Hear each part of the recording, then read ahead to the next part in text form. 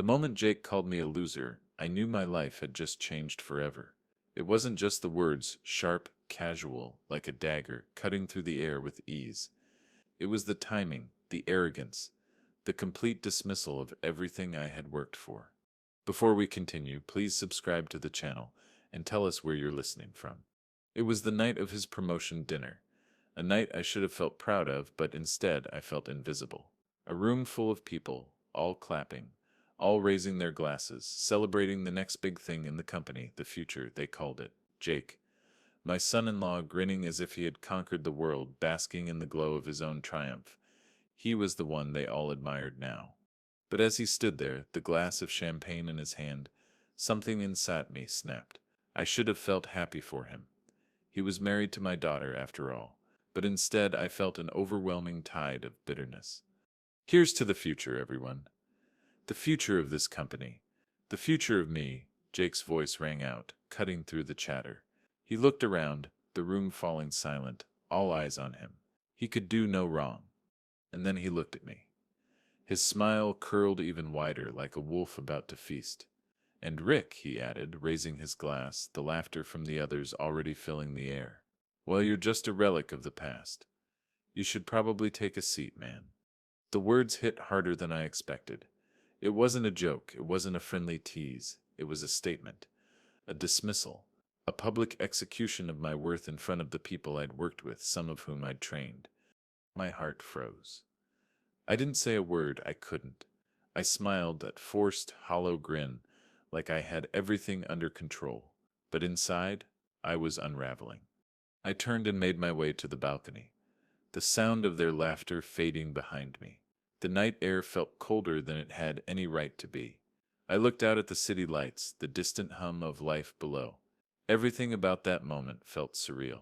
My son-in-law, my own flesh and blood, had just humiliated me in front of everyone. It wasn't just a slap in the face. It was a public execution of my legacy. Before I even realized it, the thought struck me I was done. Done being invisible.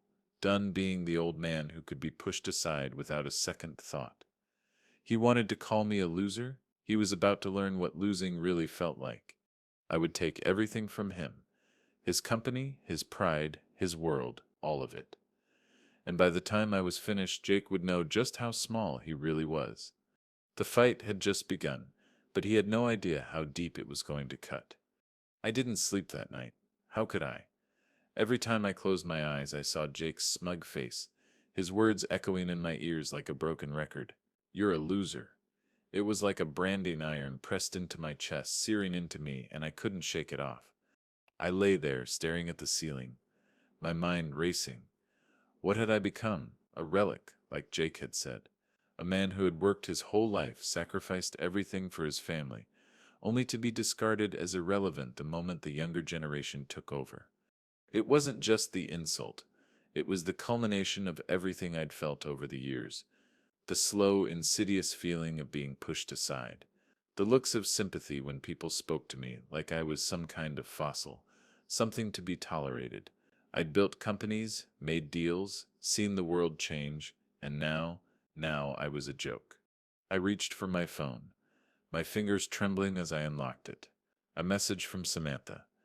Are you okay, Dad? Jacob's been really stressed out lately, but I think he went too far tonight. I couldn't even bring myself to respond. I didn't want to drag her into this.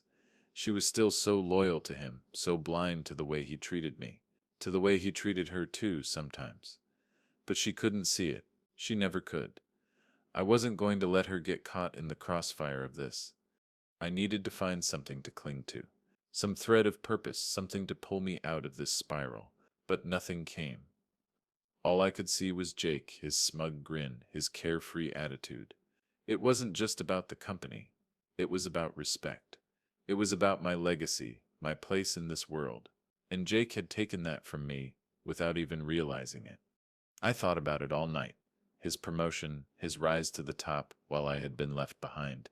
He had no idea what it took to build something from nothing, to risk it all and watch it burn and then rebuild over and over. But Jake, with his silver spoon and his fast-track career, had no appreciation for any of it. I hadn't been able to stop him then, but I would stop him now. By the morning, something had shifted inside me. I wasn't just hurt anymore, I was angry. And that anger gave me clarity. I'd spent my life building things, creating businesses, making decisions that shaped my world. And now, for the first time, I realized something. I had been a passive observer in my own life, watching as the younger generation took what was mine, watching as they walked all over me. But I wasn't set going to watch anymore. I sat up, my body aching from the tension. The room was quiet, but my mind was alive. I grabbed the stack of papers from the side table, documents that were supposed to be for another business deal, and flipped through them absent-mindedly. My thoughts, however, were elsewhere. Jake, the company, my revenge. I needed to do something. Something real. I couldn't let him take everything. Not without fighting back. So, I made a decision. I picked up the phone again. This time I called Carl, my old business partner. Rick?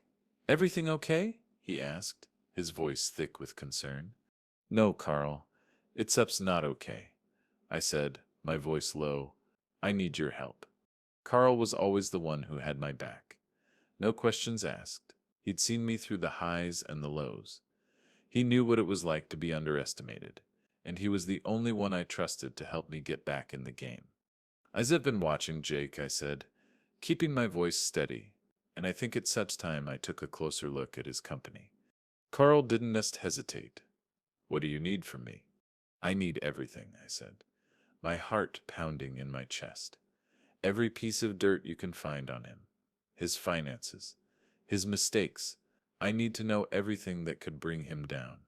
There was a pause on the other end of the line, and then Carl spoke, his voice calm but knowing. You're not doing this just for the company. Are you, Rick? I exhaled sharply. No, this isn't just about the company anymore. It's about showing everyone that I'm not finished. Carl didn't respond right away. I could hear him shift in his chair, probably thinking it through. Then he spoke again, his voice soft but firm. You sure you want to go down this road? Once you start, there's no turning back. I didn't said I'd hesitate. I have to for me, for everything I said I'd built. I can said I'd be the joke anymore. Carl let out a long sigh. All right, I get to work. But remember, Rick, you said you're not just taking down Jake. You said you're taking down a whole company. It's Sitcher's going to get messy, Some ready?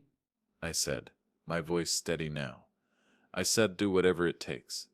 By the end of October, I was already well into my plan. The humiliation from Jake, the sting of his words, the coldness of his laughter, they all fueled my drive.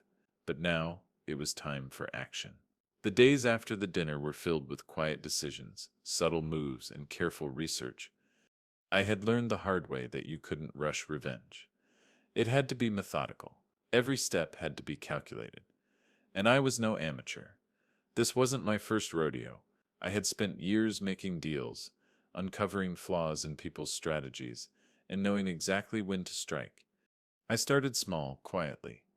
One of the first things Carl had sent me were the financial statements for Jake's company. The numbers were solid on the surface.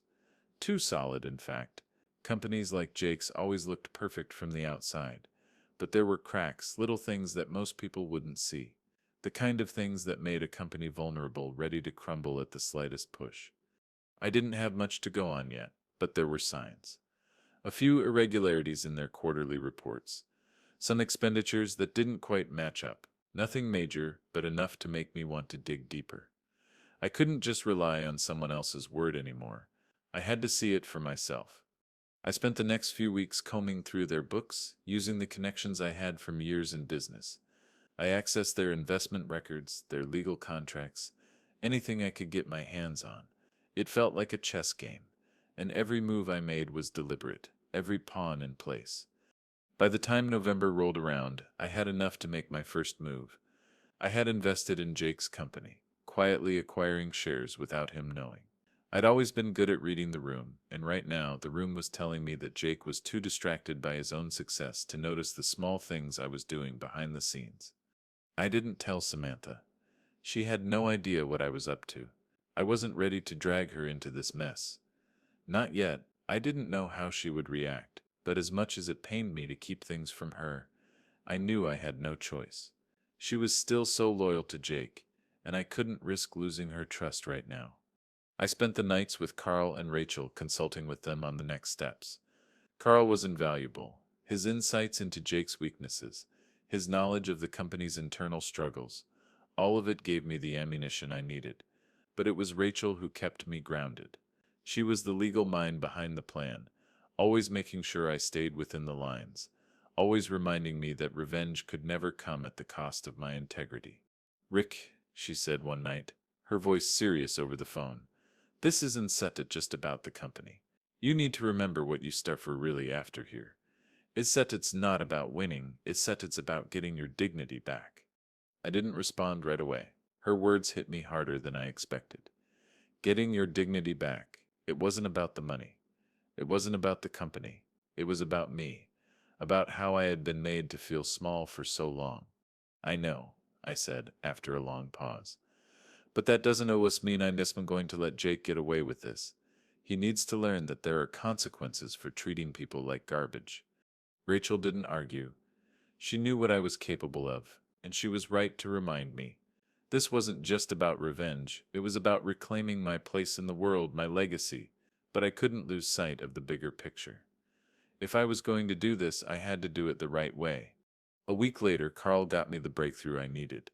He'd been digging into Jake's contract and found a hidden clause, something that could put Jake personally liable for the debts of the company. It wasn't just a small thing. If it was ever exposed, Jake could lose everything. The company, his position, his reputation, all of it. This was the moment. The real opening I'd been waiting for. I had what I needed. Now it was time to make my move. I reached out to Rachel immediately. We began working on the legal framework to expose Jake's vulnerabilities, to force him to make a choice. Either he sells the company to me, or I bring the whole thing down. There was no in between. But even as I worked toward that goal, I felt a strange unease creeping in. I was getting closer to my objective, but was this really what I wanted? Was this worth it? Every night, as I went over the documents, the bank statements, the legal papers, I asked myself, what happens after this? Jake would be crushed, humiliated. I would win, but at what cost? As I paced around my office one evening, my phone buzzed. It was Samantha. A simple message, Dad, can we talk? I felt a tight knot in my chest. She could feel it too, the distance. She didn't know about my plans, but she could sense something was off. I put the phone down and sighed. There was no turning back now. The game had started, and I was too far in to stop. The moment I acquired enough stock, I knew the real work had begun. Buying shares was one thing, gaining control of the company was something entirely different. But I had patience on my side. I wasn't in a rush. I didn't need to bulldoze through this. No, I was playing the long game now. Jake's rise had been quick, but that kind of success was fragile. He didn't have the foundation I had built, the experience to back up his arrogance. He was a child with a toy, and I was going to show him just how quickly that toy could break. I spent the next few weeks becoming more involved in the company's inner workings. Every document, every meeting, nothing escaped my attention. Carl fed me all the insider information I needed. He had contacts within the company, people who had worked with Jake before and seen what he was truly capable of, and what I found was more than I had expected. Jake wasn't just careless with the company's finances, he was reckless. There were contracts with vague terms, investments that had gone sour, and decisions that didn't make sense unless you knew the full picture. I wasn't just going to take down his ego. I was going to expose him for the incompetent leader he truly was. But there was more. Much more. Rachel and I had started scouring legal loopholes, looking for ways to legally leverage his actions. And we found a clause buried deep within the company's bylaws. A clause that could tie Jake to personal financial ruin if things went wrong. If I pushed the right buttons, he could be personally liable for the company's debts. I remember the first time I looked at that clause. It was like a key turning in a lock. All I had to do was unlock it, and everything would crumble. But it wasn't just about Jake anymore. It was about me. The more I worked, the more I realized that this revenge, it wasn't just about what he had done to me. It was about everything I had built over the years, everything I had worked for. This wasn't just about a slap in the face from a disrespectful son-in-law. It was about my legacy, my worth.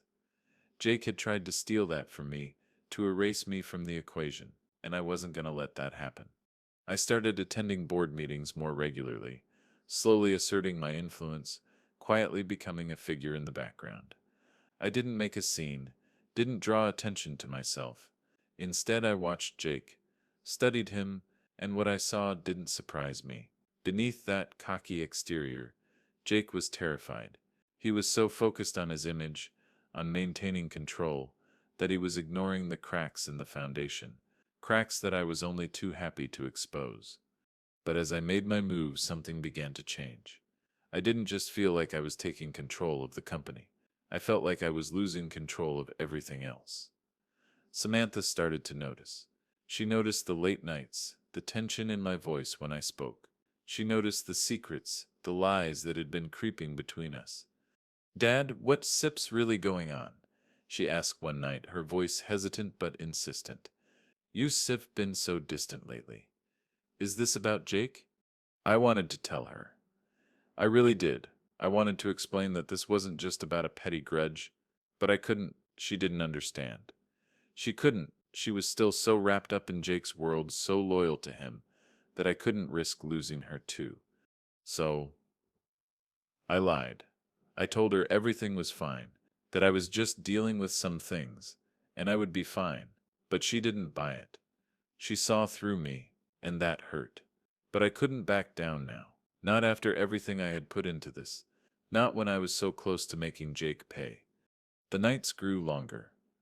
I spent hours poring over reports, drafting legal documents with Rachel, and looking for any additional evidence that would give me the upper hand. I began to see the finish line in sight, but with every step I took, I felt the distance between me and Samantha grow wider.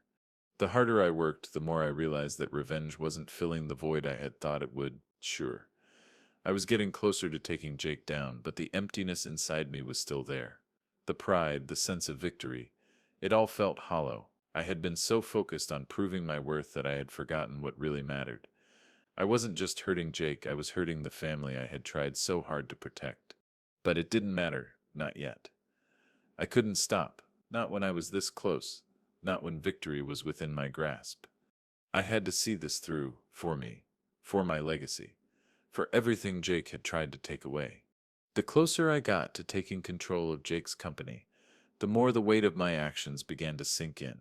Every decision I made, every document I signed, it all felt like I was digging a hole not just for Jake, but for myself.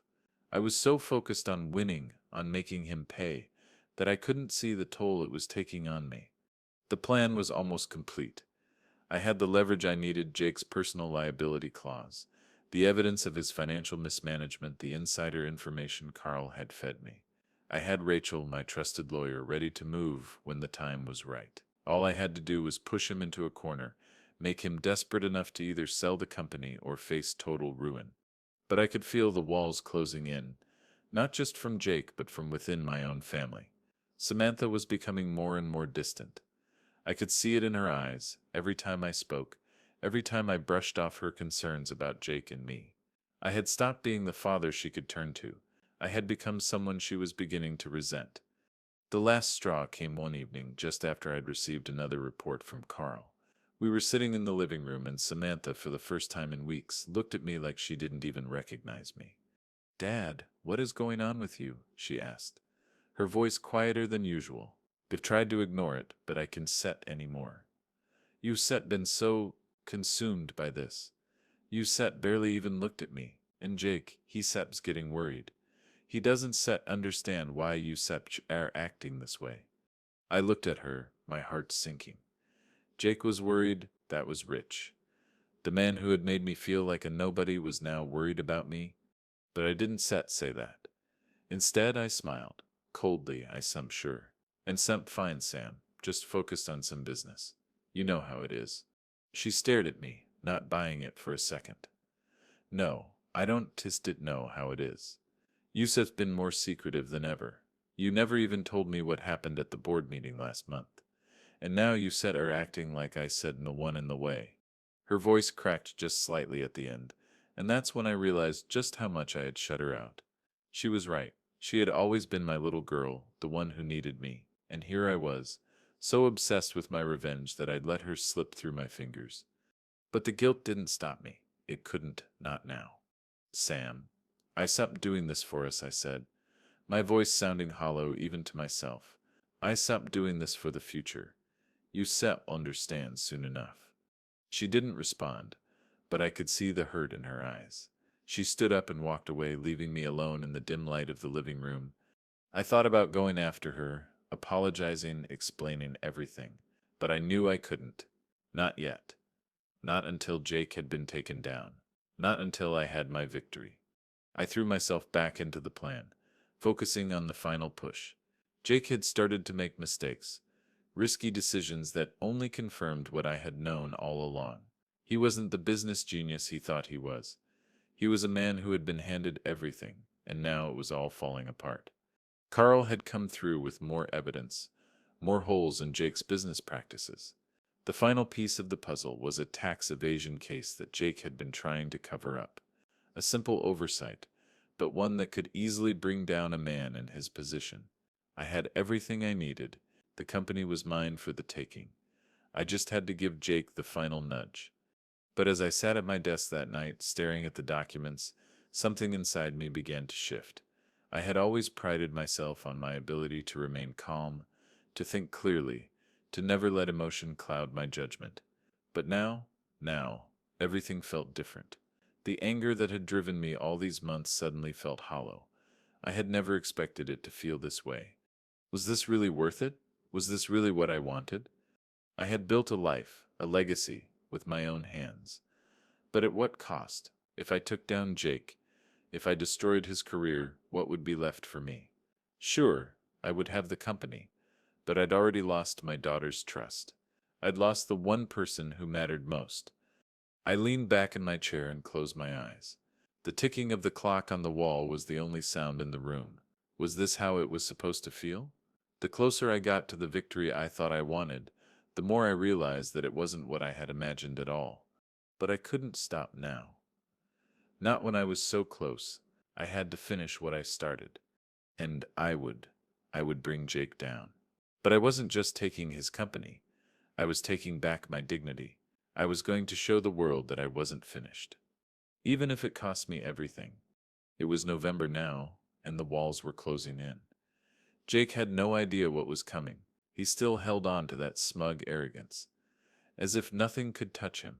The company, his future, his sense of control, it all felt so solid, so unbreakable. But what he didn't know was that I had already set the wheels in motion. His empire was crumbling from the inside out, and soon it would be too late for him to do anything about it. The days were getting colder, and the tension between Samantha and me was reaching its breaking point. Every time she looked at me, I saw the same questioning, the same hurt in her eyes. She didn't understand. She couldn't. She still didn't know the full extent of what I was doing. She thought I was just acting out of some misguided sense of revenge. But this was bigger than that. This was about me reclaiming what had been stolen from me, about restoring my legacy. Still, the weight of her disappointment was unbearable. Every time I saw her, I was reminded of what I was sacrificing. But I couldn't stop, not yet. Not when I was so close. I had begun to pull more strings, more moves behind the scenes. Rachel had started drafting the legal papers for the final move. The documents were almost ready. All we needed was one last push. A final scandal, something that would make Jake's position completely untenable. And then came the tipping point. I was at the office late one night, reviewing the final details of the legal filings when my phone buzzed. It was a message from Carl. The words on the screen stopped my heart. We've got a problem. I sat up straight, my mind racing. What did he mean by problem? I immediately called him. His voice came through, tense and urgent. Rick, I've been digging deeper into the company SEP's overseas accounts. There's something big.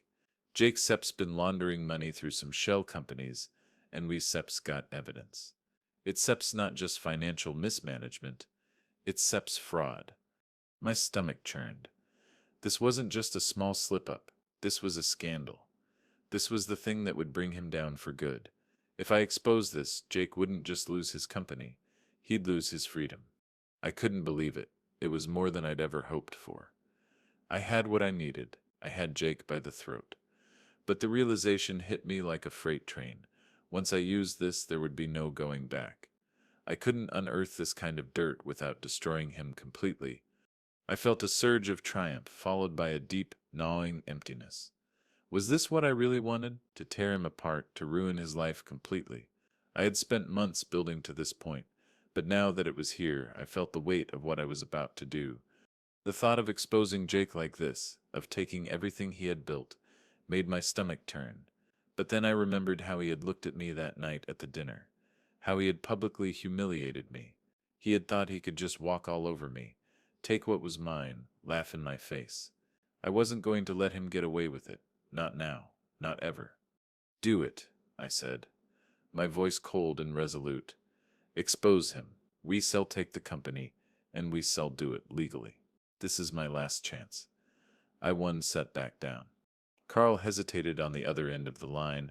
Rick, once we do this, it's Sep's over. You can Sep just walk away from it. You Sep destroy him. And you Sep destroy yourself in the process. But I already knew. It wasn't about saving myself anymore.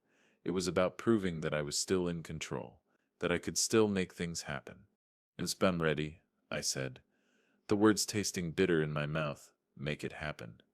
After the call ended, I sat there staring at the phone, unsure of how I felt. The weight of the decision pressed down on me. I was so close, but the cost was more than I had ever imagined. Later that night, as I lay in bed staring at the ceiling, the guilt started creeping in. What was I really doing? Was I trying to save my dignity? Or was I just too proud to let go of something that no longer mattered? I tried to push the thoughts away, but they lingered. I had worked so hard to get here. The company was almost mine. Jake's life was about to be destroyed, and it was all because of the choices I had made. But even as I prepared for the final showdown, even as I plotted his downfall, a part of me wondered, was it worth it? What would I have left once the dust settled? The courtroom was just around the corner, and everything would be decided there. Jake would either sell to me or lose everything. But the real question was, what would I lose in the process? The courtroom was colder than I expected. I'd been in meetings, had my fair share of tense confrontations, but the waiting, was different. This was the culmination of everything I'd been working toward for months. Jake didn't know it yet, but today his life was about to unravel. Rachel had everything lined up. The evidence of Jake's financial mismanagement, the fraud, the shell companies, the damning paper trail that would take him down in an instant. But the twist, the real kicker, was in the contract he'd signed years ago, a clause buried deep within the fine print. It was a clause that tied him personally to the debts of the company, if things ever went south. And now things had gone south. I sat in the back of the courtroom, the whispers and murmurs of the crowd barely reaching me. The tension was thick in the air. The defense team was already preparing their arguments. Jake sat at the front, his usual arrogance completely replaced by a nervous edge I hadn't seen before. He knew what was coming. He just didn't know how much he'd lost. Samantha was there too, sitting quietly in the front row. I hadn't expected her to come, but there she was. Her face was unreadable, but I could see the worry in her eyes. She hadn't spoken to me in days. She probably still didn't know the full extent of what I'd been planning. How could she? Jake caught sight of her and smiled weakly, but Samantha didn't return it. She looked away. It wasn't just his fall that was looming, it was mine too. My pride, my ambition had cost me her trust, and I wasn't sure I could ever get it back. I couldn't dwell on that now. The case was starting. Rachel was up first. She stood tall, her voice calm and collected as she outlined the financial discrepancies, the legal violations, the reckless decisions that had put Jake and the company in jeopardy. Every word she spoke was like a hammer striking Jake's defense, cracking the fragile facade of his perfect image. But it wasn't until the final piece of evidence was presented that the room fell into stunned silence. Your Honor, Rachel said, her voice carrying the weight of the moment, We have a document here, one that has been carefully hidden from the public, from the board of directors, and even from Mr. Walker himself. It's a clause in the original partnership agreement signed by Mr. Walker and Mr. Daniels, one that makes Mr. Daniels personally liable for the company's debts in the event of mismanagement. The gasp from the courtroom was audible, but I barely heard it. I was watching Jake, watching the color drain from his face as the truth sunk in. He could no longer pretend. The game was over. I could see him shifting in his seat, his fingers digging into the table as if he could physically hold on to something to prevent the inevitable. But there was nothing to hold on to now. The truth was out. Mr. Daniels, Rachel continued, you are not just the CEO of this company. You are personally responsible for its debts, its financial ruin, and unless you can find a way to cover that debt, she paused, letting the weight of the words sink in. The company will fall into receivership, and you will be left with nothing. Jake stood, his face pale, his jaw clenched, his eyes darted around the room, as if looking for some way to escape the truth. But there was no escape. The judge, a calm man with an air of authority, looked over at Jake.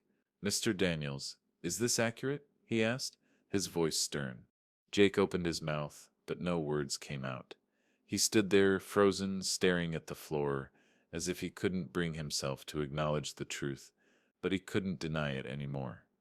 The evidence was overwhelming. Your Honor? I said, standing up slowly, my voice steady as I addressed the judge.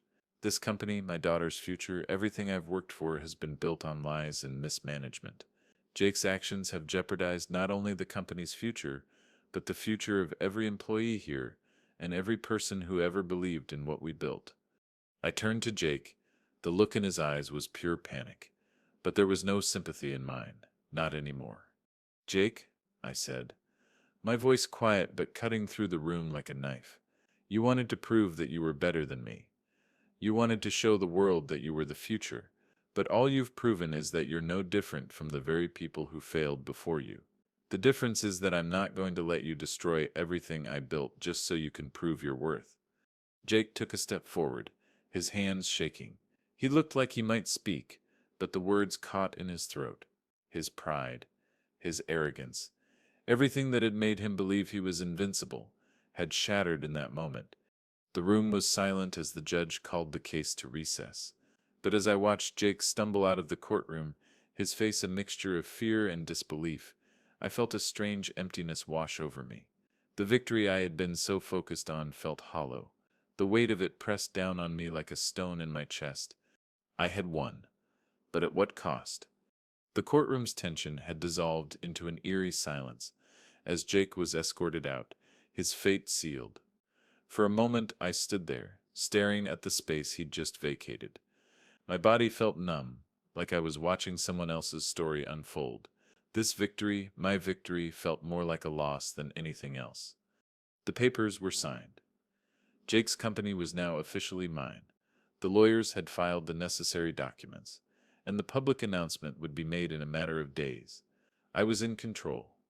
I had beaten him at his own game, but there was a hollowness in me that I couldn't shake.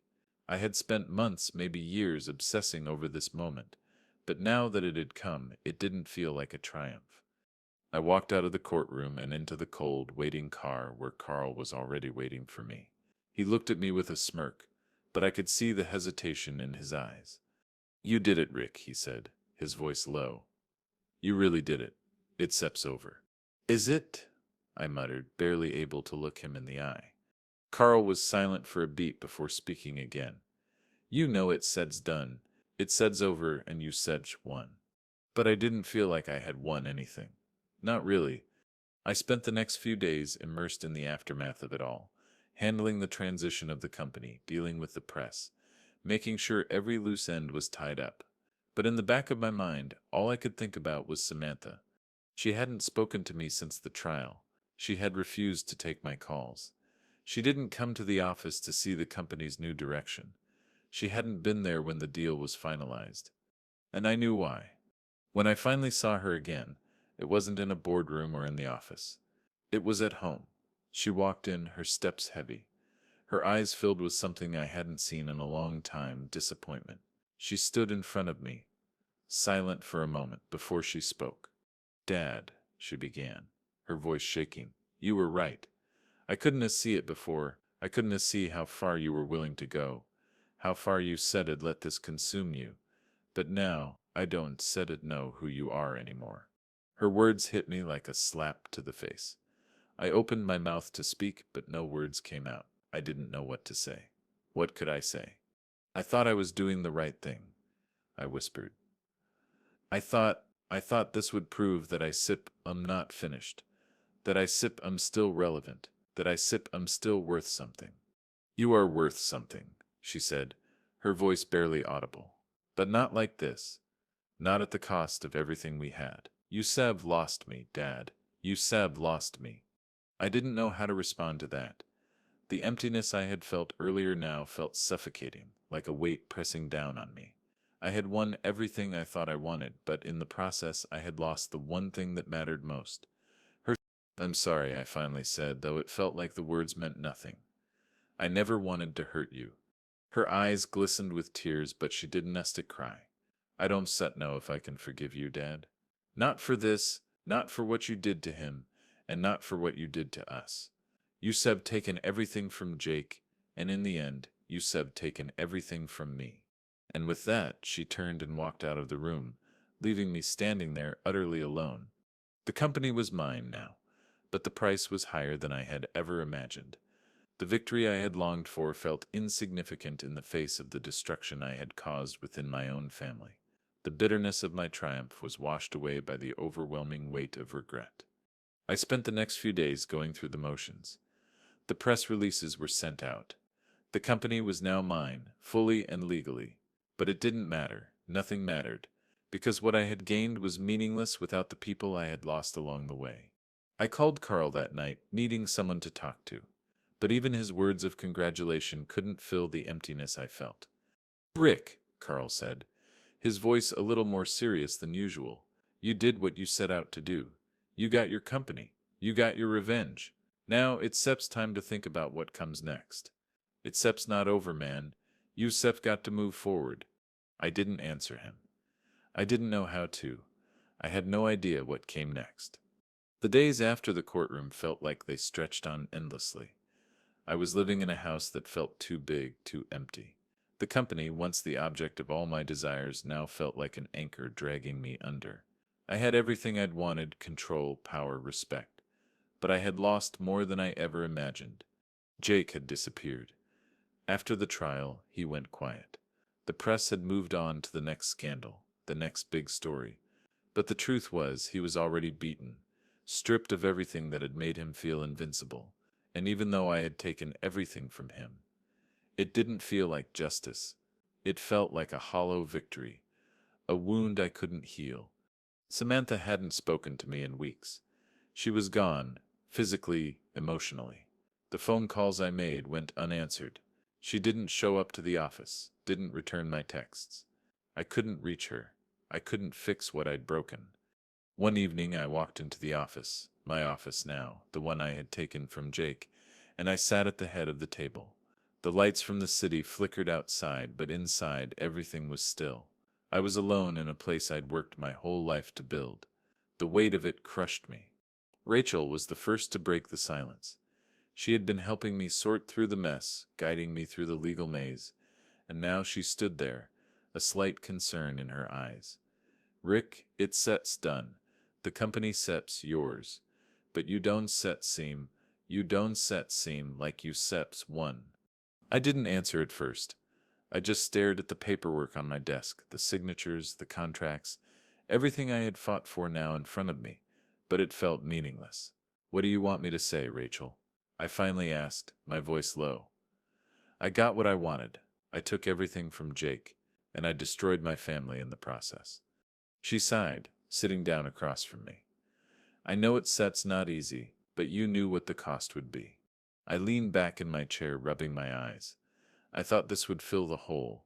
I thought that if I took control, if I proved I wasn't set some relic of the past, that it would all be worth it. But it set's not. I have everything, but I have nothing. Rachel didn't say anything for a while, but I could feel her sympathy. It wasn't what I needed to hear, but she didn't push. She just let me sit with it as if she understood something I didn't. The phone rang, snapping me out of my thoughts. It was a number I didn't recognize. I picked it up, wondering if it was another issue with the company. But when the voice on the other end spoke, I knew it wasn't business. Dad? It was Samantha. I swallowed hard, my throat suddenly dry. I don't trust you'd know how to do this, she said, her voice cracking. I don't trust you'd know what to say to you, but I can set to keep pretending like everything else chat's okay. I can set to keep holding on to this, to what you did. But I need to know if you set you're even the person I thought you were. My heart clenched. I hadn't best realized how badly I needed to hear her voice. I'm sorry, Sam, I whispered. I was so blinded by everything, by my own pride and need to prove myself, that I lost sight of what mattered. I lost sight of you, and I regret it. There was a long pause on the other end of the line. My chest tightened, the weight of my actions pressing down on me. I had no way of knowing if she would forgive me, if we could ever go back to what we had before, but I had to try.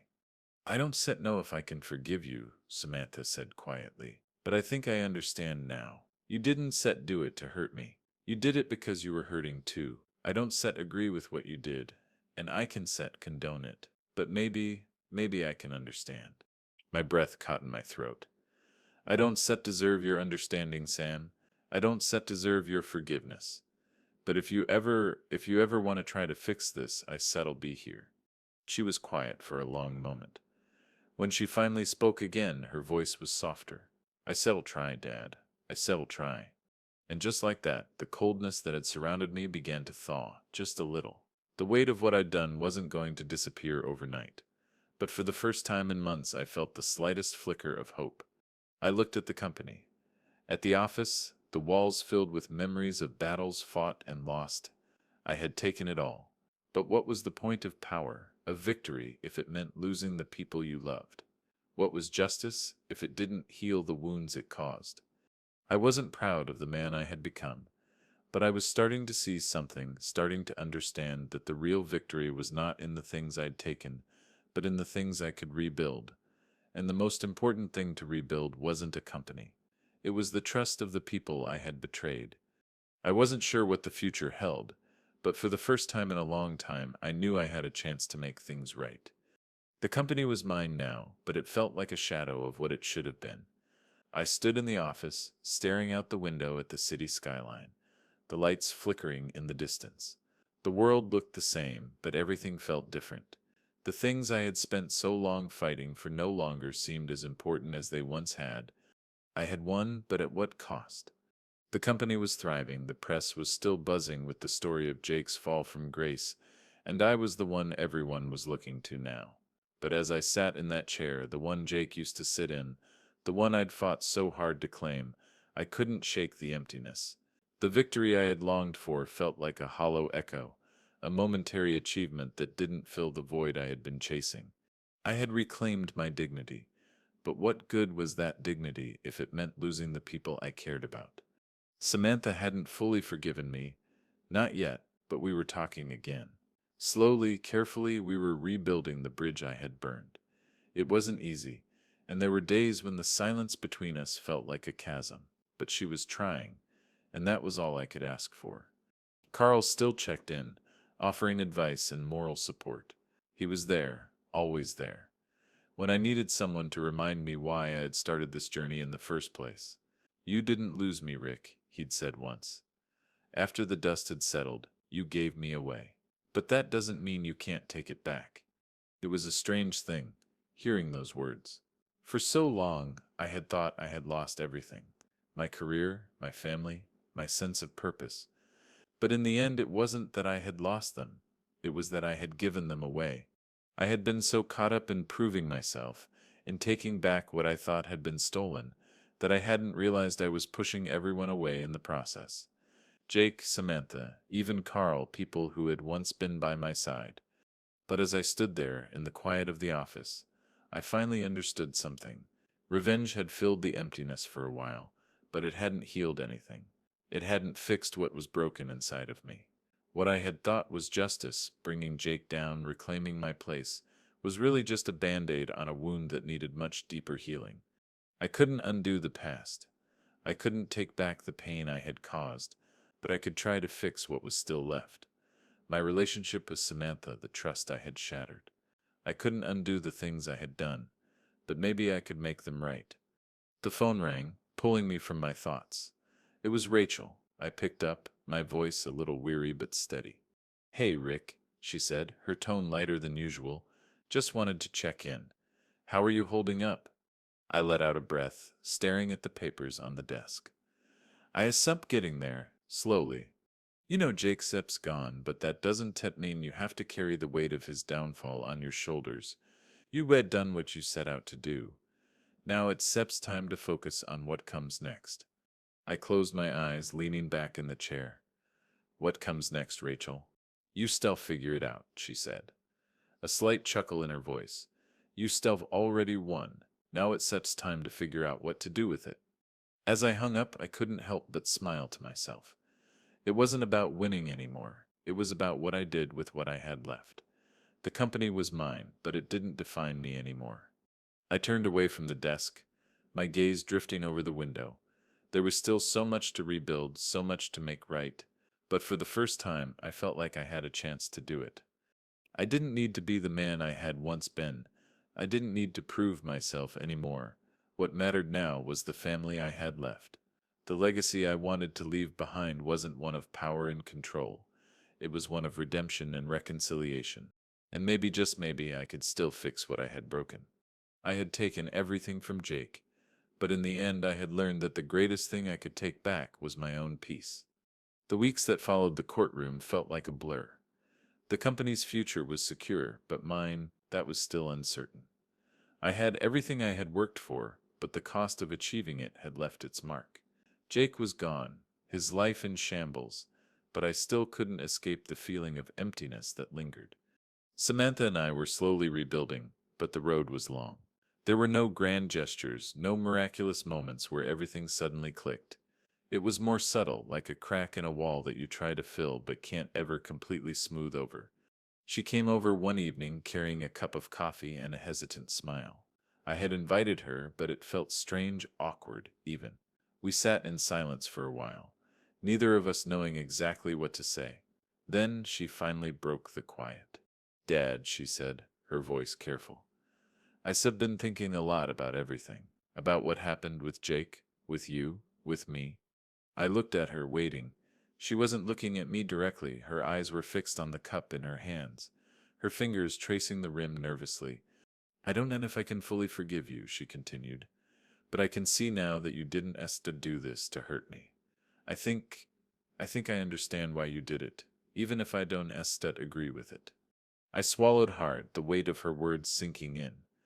"I'm in sorry for what I put you through, Sam. I never should let it get this far. You start right, I wasn't thinking about you. I was too focused on getting what I wanted, on proving something that didn't even matter." Her eyes finally met mine, and for the first time in months, I saw a flicker of something resembling hope.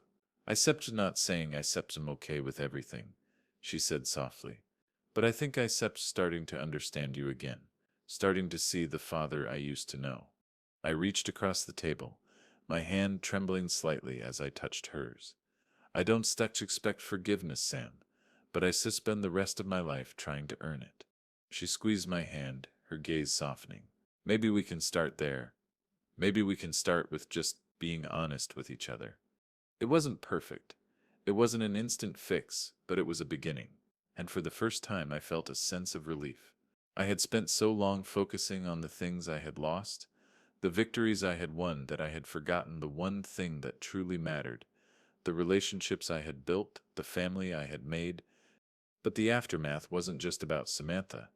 There were people who had worked with me for years, people who had trusted me. I had betrayed their trust too in my obsessive pursuit of revenge. I started reaching out to them, one by one. It wasn't easy. It wasn't comfortable, but it was necessary.